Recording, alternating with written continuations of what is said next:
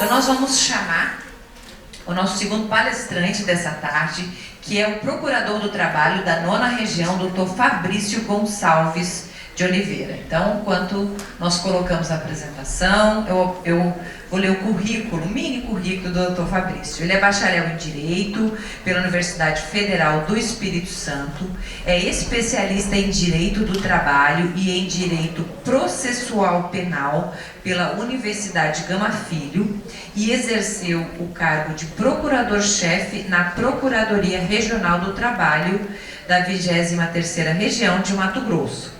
Hoje ele é Procurador do Trabalho em Foz do Iguaçu. E ele vai nos falar sobre o papel do Ministério Público do Trabalho no crime de tráfico de pessoas. Bem, boa tarde a todos. Primeiramente, eu gostaria de agradecer essa oportunidade de conversar com as pessoas aqui em Toledo. É sempre muito proveitoso falar sobre esse assunto, que é um assunto que tem sido a temática justamente desse evento, né? É um crime absurdo, mas que é considerado uma ameaça invisível. Está aí, mas muitas vezes a gente não consegue enxergar. E eu vou falar um pouco sobre o papel do Ministério Público do Trabalho nessa questão envolvendo o tráfico de pessoas. Vocês vão perceber que eu vou acabar falando muito também do trabalho incondicional de escravo, mas vão entender ao longo da apresentação como essas situações, embora diferentes, estão intrinsecamente relacionadas. Bem, primeiramente, só para trazer alguns esclarecimentos, o Ministério Público do Trabalho, né, porque o pessoal confunde muito com o Ministério do Trabalho, né, os nomes são muito parecidos, né. Só para registrar, o Ministério do Trabalho é um órgão do Poder Executivo Federal, né, que tem os auditores fiscais do trabalho, que são os fiscais da área trabalhista como um todo, a legislação trabalhista. E tem os ministérios públicos, né. A nível estadual, existem os ministérios públicos estaduais. A nível federal, existe o chamado Ministério Público da União, que na verdade é composto por 4 ramos. O Ministério Público Militar, o Ministério Público do Distrito Federal e territórios hoje que não existem, mas quando existirem serão atribuição do Ministério Público do Distrito Federal, o Ministério Público Federal, né, que atua perante a Justiça Federal, e aí chegamos no Ministério Público do Trabalho, que atua perante a Justiça do Trabalho. Aqui são um exemplo de unidades que nós possuímos aqui no Paraná. Temos várias unidades, a sede fica em Curitiba, né, mas temos várias unidades no interior. Eu, por exemplo, estou lotado na Procuradoria do Trabalho no município de Foz do Iguaçu, né, como tem colegas também em Cascavel, Londrina, Maringá, Campo Mourão, Pato Branco, Guarapuava e Umuarama. E Ponta Grossa. E ali um exemplo, coloquei PGD e PGR, né? O chefe maior, vamos dizer assim, do ramo do Ministério Público do Trabalho é o Procurador-Geral do Trabalho, e do Ministério Público Federal e também da União é o Procurador-Geral da República, que hoje é o excelentíssimo Procurador-Geral Augusto Aras. Pois bem, aí você pensa, tá, mas o que vocês fazem afinal? Vou colocar aqui a expressão, acho que aqui está o artigo 129, mas eu vou falar primeiramente do artigo 127 da Constituição. O Ministério Público, como um todo, ele tem como razão de existir, é a missão dele, defender a ordem jurídica, o regime democrático, né? Então isso tem que ficar bem claro, a razão de existir no Ministério Público, que ele defenda a ordem jurídica como um todo, a democracia e, mais ainda, os interesses sociais e individuais indisponíveis. Nesse passo, nós temos várias atribuições para poder defender essas questões.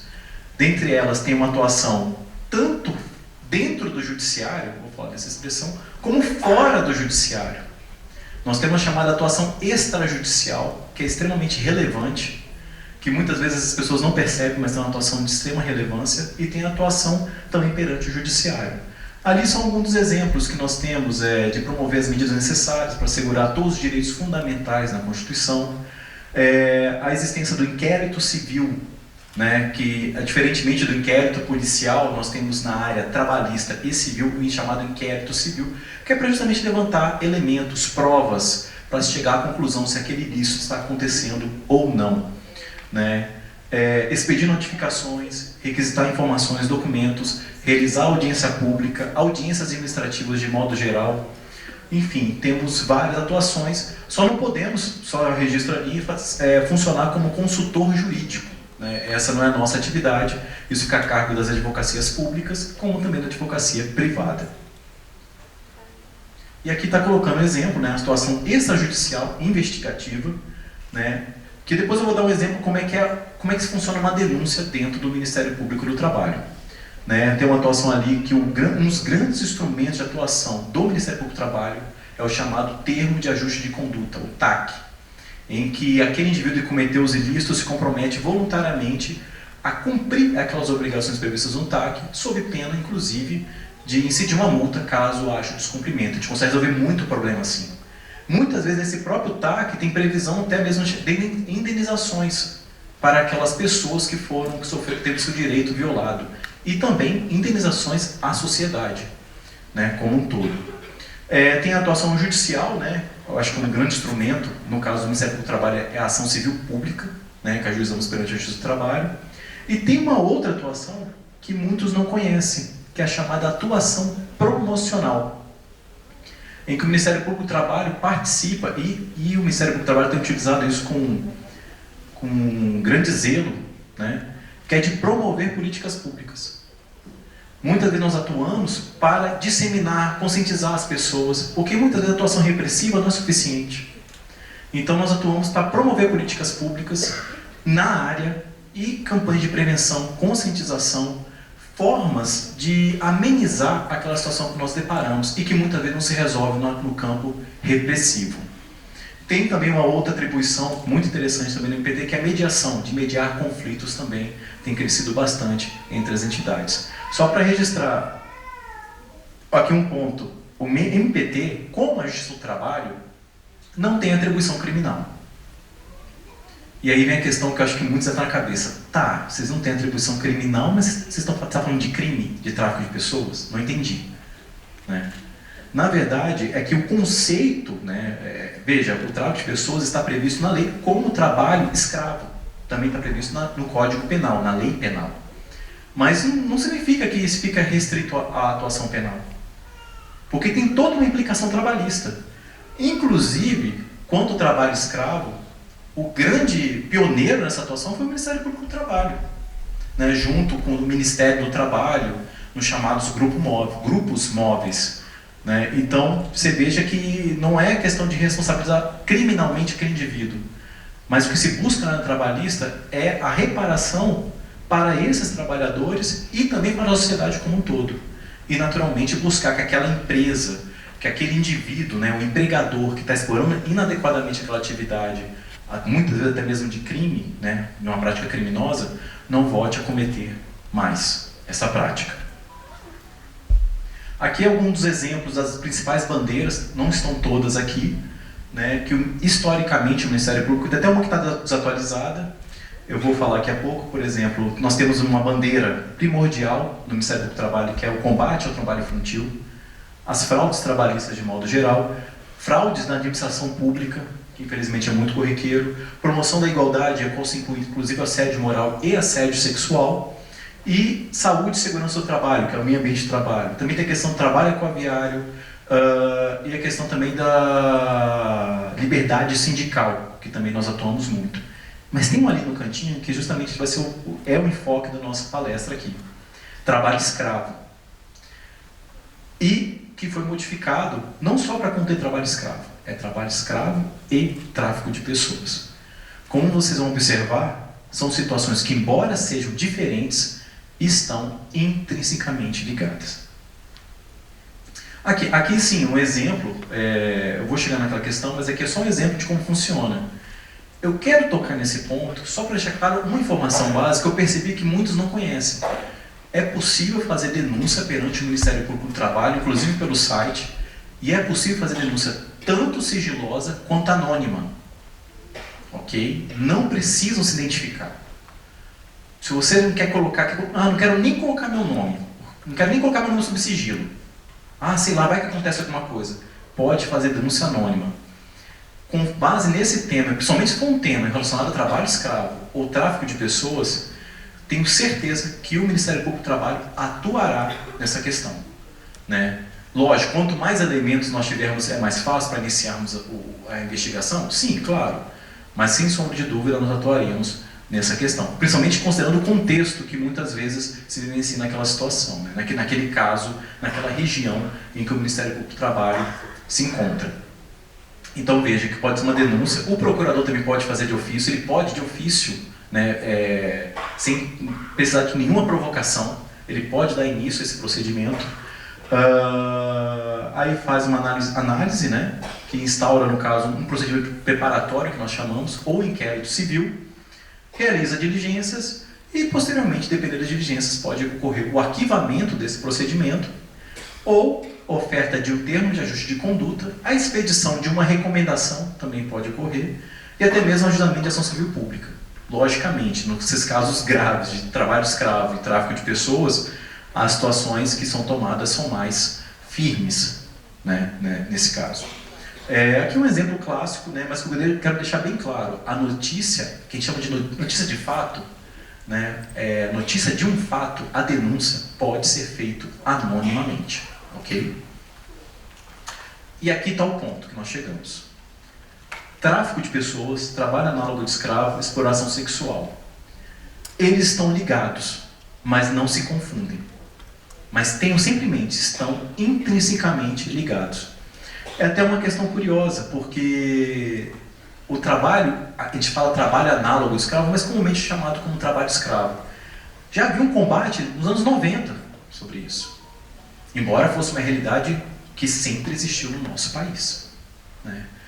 Mas se perceber, inclusive quando a gente ia estudar, eu me lembro de estudar na faculdade, como é que funciona o trabalho escravo?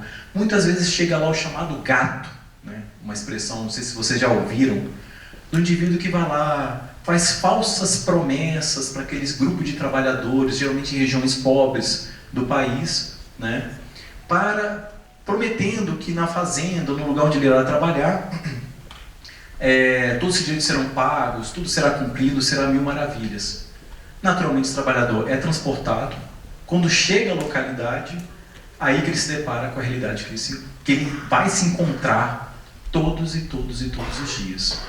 Muitas vezes uma realidade gravíssima, da chamada servidão por dívida. O indivíduo começa veja, logo de cara, vou falar um exemplo clássico aqui, como por exemplo é retratado naquele filme Pureza, que foi recentemente lançado. Ele acaba lidando com situações de EPI, que ele tem que pagar, o equipamento de proteção individual, ele tem que pagar pelas ferramentas de trabalho, ele tem que pagar por tudo, até por estadia no alojamento. São cobranças completamente legais. E com dívidas extremamente vultosas, elevadas. Aí depois ele falou, não, agora você tem que trabalhar para pagar essa dívida. Ele vai trabalhar de graça, sendo explorado em condições amplamente degradantes, né? Absurdas, né? E muitas vezes jornada exaustiva, e em alguns casos até mesmo com ameaça à própria vida. Exploração sexual também para fins comerciais, que é a prostituição também que existe, e o tráfico de pessoas, que é essa situação aqui. Aqui o exemplo, a Verônica abordou muito bem essa questão do tráfico, não vou me ater tanto a essa questão, mas você vê que o tráfico ele trabalha com essa questão justamente da falsa promessa, trabalha com sonho, com a falsa promessa. Nem sempre a pessoa é feita, ela se direciona de um lugar para outro coagida, obrigada a ir para aquele lugar. É muito mais fácil você tentar convencer essa pessoa, né, de que ela tem que ir para outro lugar e ela vai por vez por vontade própria. Mas quando chega numa situação em que ela espera que o sonho dela seja realizado, ela se depara com uma realidade gravíssima. Era uma realidade, inclusive, que se fala recentemente na temática do tráfico de pessoas, mas que nós já abordávamos sem ao menos perceber tanto na época, né, sobre o trabalho incondicional de escravo. Aqui é o crime de tráfico de pessoas, né, que o objetivo é a exploração desse indivíduo, a exploração do ser humano, né. Eu não vou me ater tanto a essa questão aqui, vou passar rapidamente, mas só deixar claro que o consentimento, como a Verônica colocou, a meu ver, ele acaba sendo até irrelevante. Porque o indivíduo ele entra naquela situação pela vulnerabilidade que ele se encontra, social, emocional. É a tamanha vulnerabilidade que ele se encontra que sim, ele aceita aquela condição, certo? E pode ser internacional ou dentro do mesmo país. Aqui um outro exemplo que as pessoas confundem muito. Ah, você falou de gato, mas não tem um coiote também? Geralmente o termo do coiote é usado para chamar de imigração ilegal. É aquele indivíduo que é pago para levar uma pessoa de um país para o outro para entrar ilegalmente nesse país. Como a gente vê muitas vezes acontecer nos Estados Unidos. Só para registrar.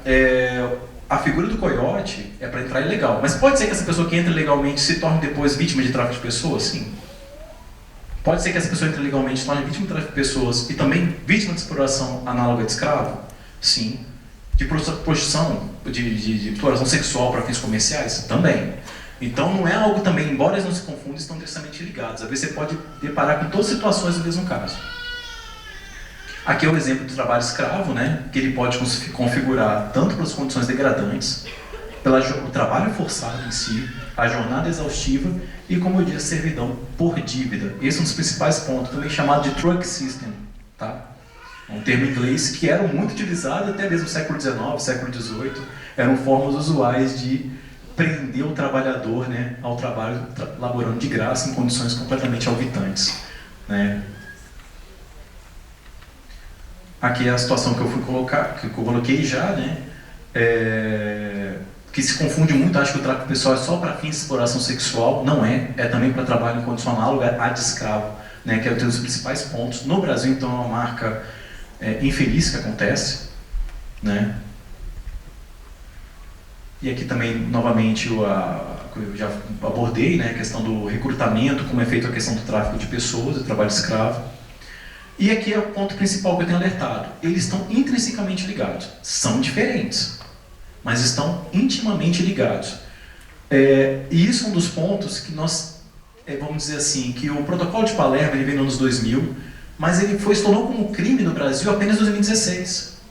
Mas até então, inúmeras pessoas já haviam sido resgatadas no nosso país, em trabalho em condição análoga de escravo. Que era aquele crime que a gente via na hora. Chegava lá na fazenda, no lugar, ou até mesmo no setor têxtil, né, nas zonas urbanas, se deparava com aquela triste realidade e resgatava a pessoa. Só que se você fosse perceber bem, hoje, se fosse possível fazer uma análise do passado, quantas situações dessas, na verdade, se configurariam como tráfico de pessoas. E aqui o exemplo da atuação repressiva que o Ministério Público, não só do Trabalho, tem, como o próprio Ministério do Trabalho, né, tanto de atuação judicial, resgatar as vítimas, colher provas, aplicar sanções, inclusive administrativas. E aqui um dos exemplos que eu estou passando aqui, algumas fotos que eu peguei, são pouquíssimas, está até boa, tá, essas fotos, tem situações muito piores. Assim, tem situações que você vê e você não aceita. Tipo, não é possível que esse indivíduo está bebendo essa água podre aqui, comendo esse negócio todo sabe, podre mesmo. Nessa situação tão alvitante, você fala, não é possível que isso esteja acontecendo. Mas sim, é aquela realidade que aqueles trabalhadores estavam submetidos dia após dia. Aqui é um exemplo de alojamento, a situação que eles dormiam, em que eles estavam, né?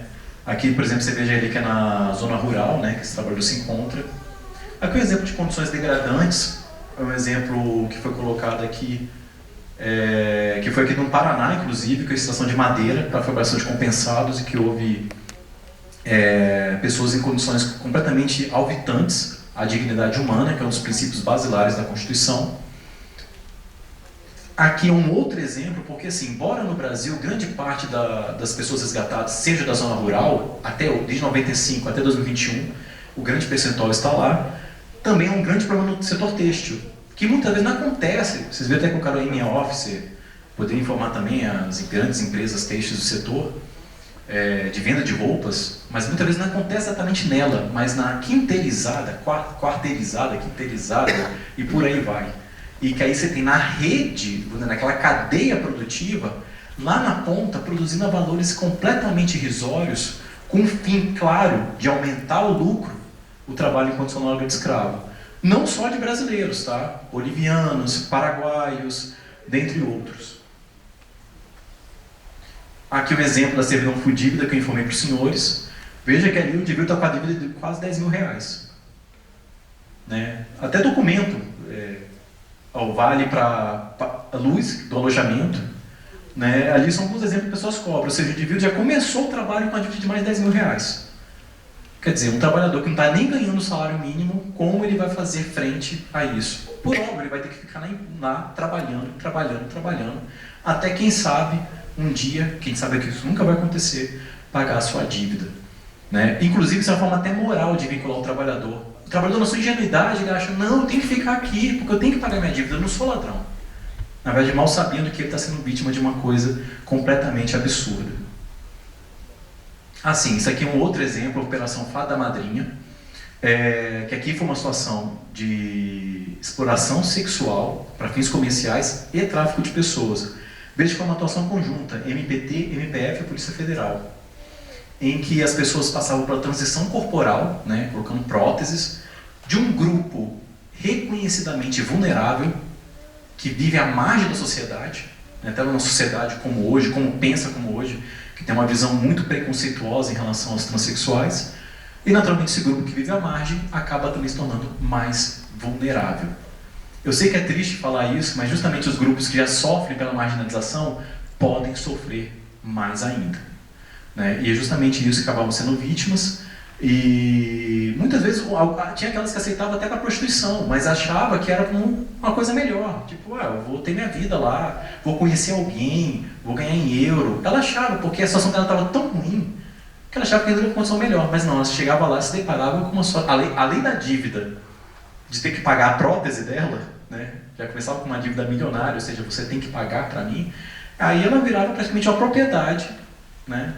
Falo praticamente porque não podemos considerar dessa forma, mas na prática o tratamento dela é como se fosse um objeto, né? Ou seja, se retira toda a dignidade desse ser humano, viola completamente a dignidade dessa pessoa, com fim, nesse caso, de exploração sexual para fins comerciais. Né? Isso teve até a participação da OIT, para essa ideia, Ajustamento de Ação Civil Pública, com condenações milionárias, né? Como vocês puderam perceber. Também um outro exemplo, até de pessoas também que movimentam com documentos de maneira regular, podem também ser vítima de tráfico de pessoas. Foi o caso das filipinas que vinham para trabalho doméstico aqui no Brasil, e elas vinham regularmente, mas aqui, no trabalho doméstico, eles deparavam com realidades absurdas e eram vítimas de praticamente um trabalho escravo, né, dentro da casa das pessoas. Que é uma realidade que você tem que reparar, tem aparecido ultimamente. De difícil apuração, mas que tem aparecido ultimamente. Aqui são os indícios, né, para identificar as vítimas, né, eu estou passando aqui rapidamente, mas só para ter ideia que elas muitas vezes são pessoas imigrantes, não falam português, não têm às vezes vida social, têm medo de falar às pessoas, têm aquele temor reverencial, são nervosas naquela situação, ausência de documentos, muitas vezes são até proibidas de ter acesso a documentos, têm jornadas extenuantes, enfim, eu falo não saber falar português que é uma realidade dos próprios imigrantes, né, uma realidade dura dos imigrantes. Os aliciadores, aqui só um ponto rápido que eu vou dizer, que o pessoal pensa, deve ser aquele camarada que pega, sequestra a pessoa e enfia, ou aquele cara rude, bruto. Não. Muitas vezes eles possuem até laços afetivos com as vítimas, são próximos delas, né? E que usam esse bom nível, às vezes tem até bom nível de escolaridade, ou usa essa forma de seduzir a vítima para que essa atinja o seu objetivo. Ele usa o chamado poder de convencimento, né? Coisa que a gente precisava também no trabalho em condição análoga de escravo. Aqui é uma coisa que eu vou falar rapidamente aqui, que é extremamente importante, que foi uma iniciativa, uma parceria entre a MPT e a OIT, da chamada iniciativa Smart Lab. É bem fácil, é só escrever o Observatório Digital MPT-OIT no Google, já aparece. Lá tem vários dados oficiais sobre inúmeras irregularidades trabalhistas. Dentre elas, trabalho escravo e tráfico de pessoas, a qual acaba estando intrinsecamente ligado. Isso aqui é muito importante. Aqui são alguns dados finais, estou quase acabando, a respeito do perfil dos casos de trabalho escravo do Brasil, de 95 até 2021. Veja que a maior parte é na agropecuária. Tem um percentual pardo, mas eu não coloquei de negros, mas a grande parte acaba sendo pardos e negros. A grande maioria são analfabetos, né, ou com ensino fundamental incompleto, a maioria são homens. E veja, o estado do Maranhão, que tem uma grande taxa, né, de imigração interestadual e residentes de origem resgatados. O que já indica que muitas pessoas que foram vítimas de trabalho escravo em outros estados, em outras localidades, certamente também foram vítimas de tráfico de pessoas sob falsas promessas, sob fraude, que passaram por isso, né? No Paraná, eu não coloquei aqui, mas só para dar um detalhe, no Paraná também a maior parte é no setor agropecuário, certo? Setor rural, de modo geral. E diferentemente do Brasil, embora aqui também seja grande parte analfabetos, com baixa escolaridade, aqui a maioria dos resgatados são brancos, mas acredito que em razão da própria população em si. Mas a nível Brasil, a grande parte é negros e pardos. Esse aqui é um exemplo rápido, estou falando, que é um resultado de uma atuação promocional do Ministério Público do Trabalho, que é o projeto Ação Integrada, Resgatando Cidadania, que foi formas que o Ministério Público tem feito para essas pessoas que são resgatadas possam ser socializadas, não vou falar nem ressocializadas, muitas sequer foram socializadas, para evitar justamente que elas caem nessa situação de novo. Sim, aconteceram casos de pessoas resgatadas que voltam para o mesmo mundo do crime. Então é uma forma que os colegas têm visto, foi lançado até no Rio de Janeiro, de tentar coibir, tentar impedir que isso continue, cortar o círculo vicioso dessa pessoa, né, que está numa zona de extrema vulnerabilidade, e tentar socializá-la, incluí-la, né, na sociedade. Aqui uma reflexão, por fim, só falando rapidamente, de Foz do Iguaçu, né, porque eu estou lá, mas que acaba sim tendo influência também sobre Toledo, sobre toda aquela região próxima da fronteira, que tem uma grande movimentação de imigrantes, grande movimentação de veículos, e sim, tem uma característica muitas vezes de informalidade das relações de trabalho.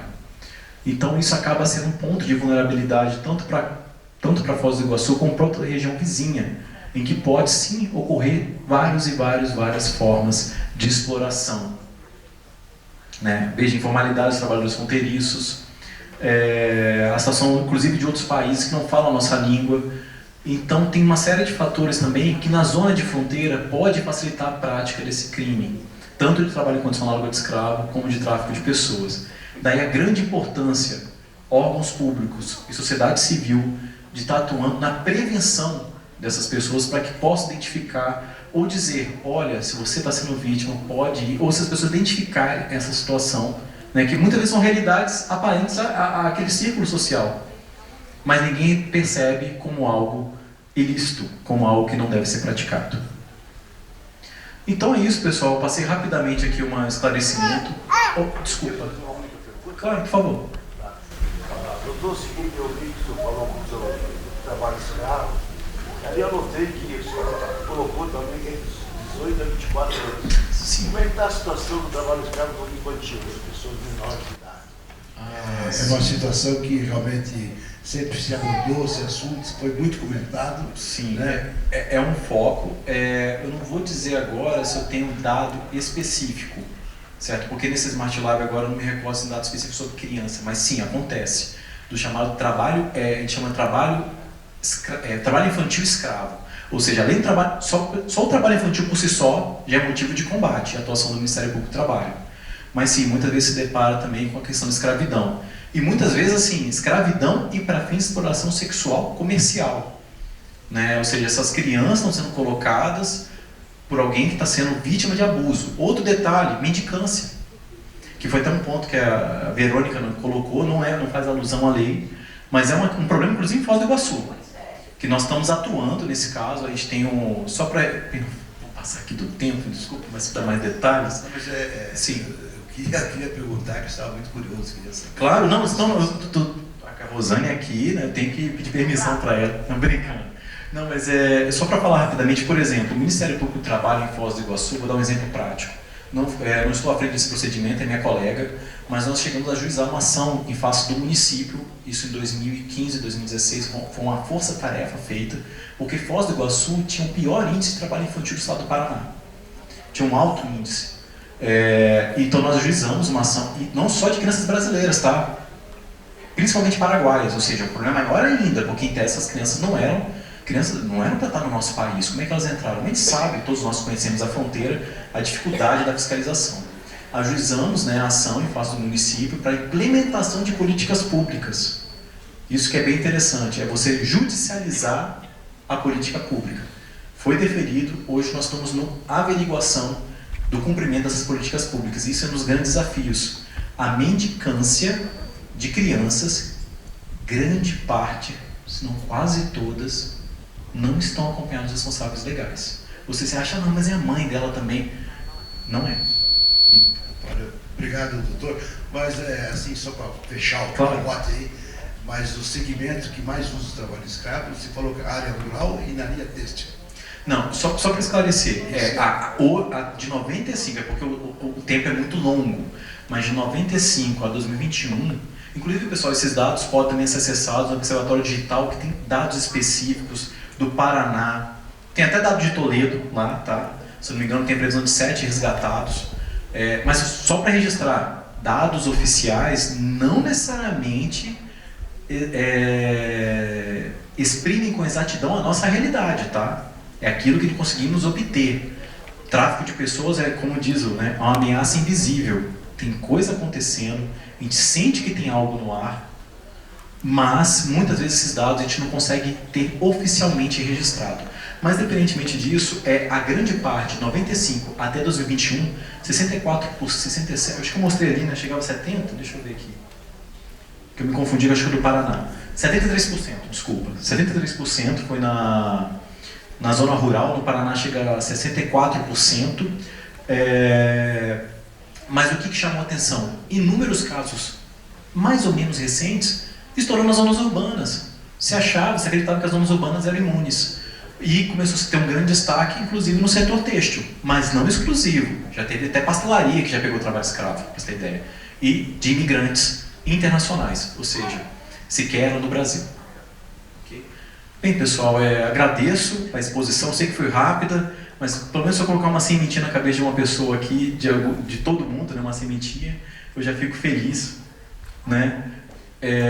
Porque esse é um assunto que passa muito pelo campo da conscientização e do esclarecimento. No mais, o Ministério Público do Trabalho está de portas abertas. Eu deixo claro que a denúncia pode ser feita de maneira anônima, até por sinal de fumaça, fico brincando, mas por carta, por telefone, pela internet, de situação, ainda que não seja aquilo que exatamente vocês viram, mas se tiver alguma irregularidade trabalhista grave, nós sim vamos atuar. Tudo bem?